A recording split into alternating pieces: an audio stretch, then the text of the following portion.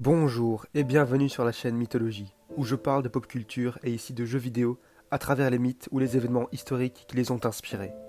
Dans le premier épisode de la trilogie consacrée à Lies of P, nous avons passé en revue ce qui constituait le moteur du jeu, l'ergot, en lui trouvant des concordances dans l'histoire de l'humanité.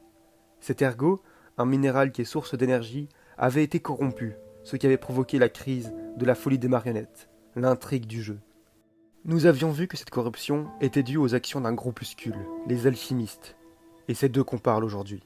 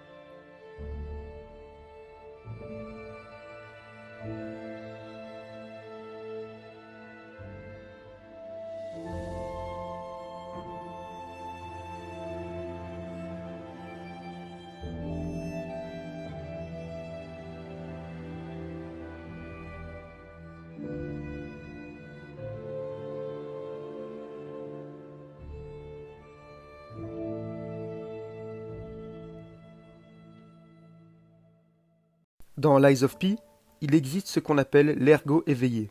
Cette forme d'ergot mystérieuse donne une conscience aux marionnettes alimentées par celui-ci. Ce sera d'ailleurs le sujet du troisième épisode.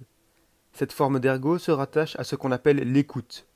Cette capacité a été développée par certains humains, qui sont en quelque sorte bénis par l'ergot et qui peuvent communiquer avec ses créations, dont les marionnettes. Dans le jeu, Sophia, la fée bleue du conte, détient ce pouvoir, ce qui lui permet de communiquer avec Pinocchio et d'augmenter ses niveaux grâce à l'ergot. Elle était la fille des chefs des alchimistes, mais servira contre son gré de cobaye à leur diabolique successeur, Simon Manus.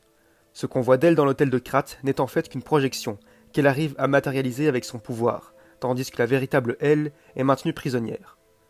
Manus l'utilisera comme réceptacle de la puissance de l'ergot pour pouvoir manipuler l'énergie de celui-ci. C'est ainsi que débutera la corruption, qui provoquera la folie des marionnettes et surtout la maladie de pétrification que subiront certains humains. Cette peste aura pour conséquence de changer plusieurs personnes en carcasses, un être entre le mort et le vivant. Le but de Manus, via la corruption de l'ergot, était justement de provoquer cette maladie afin de pouvoir contrôler la transformation des humains en carcasses. Son objectif était de dépasser la mort et d'atteindre un stade de non-mort. Durant le jeu, il cherchera comment faire garder conscience humaine aux carcasses pour compléter ses desseins. Un véritable Victor Frankenstein, à ceci près que le célèbre docteur ne provoquait pas la mort de milliers d'êtres humains pour ses expériences.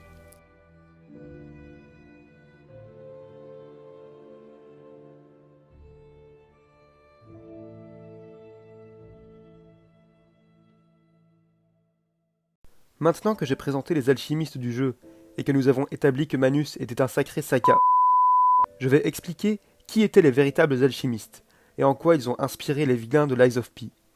Les alchimistes étaient établis en Belgique, en France et en Italie principalement. Il en existait depuis l'Antiquité. Certains noms célèbres, comme Pythagore, Nostradamus ou bien sûr Nicolas Flamel. Ce n'étaient pas du tout des magiciens, comme beaucoup l'imaginent, mais bien des scientifiques, qui cherchaient l'explication des différents phénomènes naturels qui se produisaient sur Terre. Leurs connaissances étaient tenues secrètes et ne circulaient qu'au sein de leur corps de profession, comme c'était le cas de la majorité des métiers durant le Moyen Âge et la Renaissance.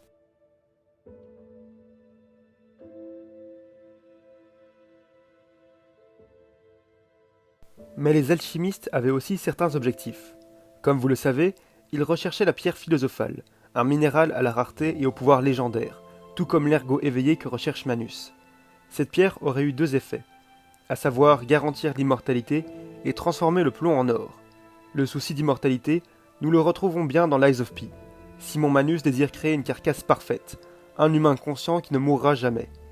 Et grâce aux fruits pièces d'or du conte de Pinocchio, nous retrouvons ici la symbolique de l'or, l'alchimiste Giorno produit pour nous des pierres magiques capables d'invoquer un spectre et de lui donner différentes capacités. Donc là aussi, contrôle sur la mort. Enfin, un but ultime que poursuivaient certains pratiquants d'alchimie un peu trop ambitieux durant la Renaissance était de découvrir la nature de Dieu afin de pouvoir la surpasser. Au-delà de simplement vivre éternellement, dépasser son statut d'humain pour acquérir un statut divin. C'est cette ambition qui dévore Manus au-delà de son projet initial et qu'il réussira à atteindre grâce à l'ergot éveillé, qu'il nomme lui divin, qu'il obtiendra finalement. Cette fameuse scène du jeu ne peut que rappeler celle de Fullmetal Alchemist où Homunculus absorbe lui aussi Dieu afin de devenir un être parfait. Les alchimistes de Lies of P incarnent en fait toutes les caractéristiques et capacités que cherchaient à atteindre sans relâche et surtout sans succès les véritables alchimistes qui ont traversé les âges.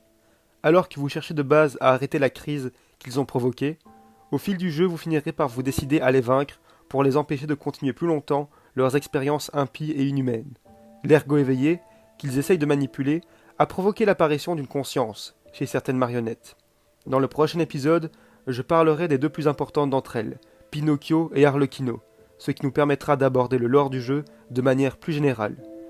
D'ici là, je vous remercie de m'avoir écouté.